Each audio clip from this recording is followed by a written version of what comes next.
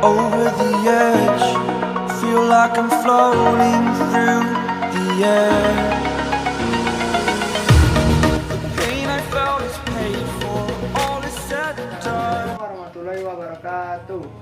Nama saya Muhammad Dimas Variansyah, NIM 052, ingin menjelaskan materi manfaat dan cara menjaga kelestarian sumber daya alam.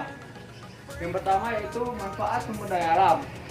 Manfaat sumber daya alam antara lain sebagai berikut. Yang pertama yaitu dari hewan ternak, unggas, dan ikan yang dibudidayakan dapat dimanfaatkan seperti dagingnya, telur, dan ikan digunakan untuk lauk pauk. Susu dan madu untuk minuman kesehatan. Kuda dimanfaatkan tenaganya untuk menarik cikar, kerbau dan sapi untuk membajak sawah. Kulit sapi untuk jaket, sepatu dan tas. Bulu domba untuk kain wol.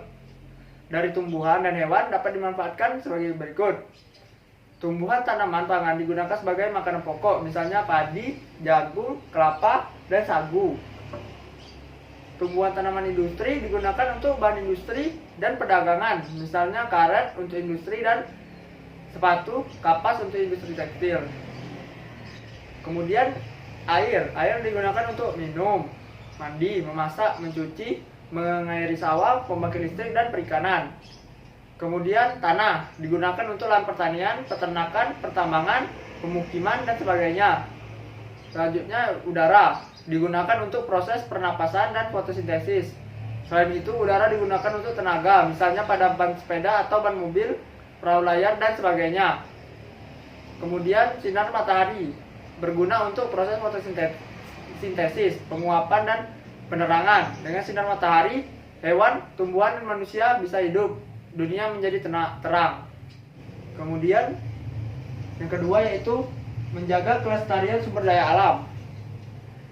Keberadaan sumber daya alam sangat penting dan perlu dilestarikan agar dapat dimanfaatkan di masa sekarang dan yang akan datang. Untuk menjaga kelestarian sumber daya alam harus ditangani secara bersama-sama. Menjaga kelestarian sumber daya alam dapat diupayakan sebagai berikut. Yang pertama, pelestarian tanah. Upaya untuk menjaga kelestarian tanah diantaranya: yang pertama, menjaga kesuburan tanah dengan pemupukan. Yang kedua, membuat sengkedan untuk mencegah pengkikisan tanah. Yang ketiga, menanam pohon-pohon di tanah yang kosong. Dan yang terakhir, mencegah terjadinya polusi tanah.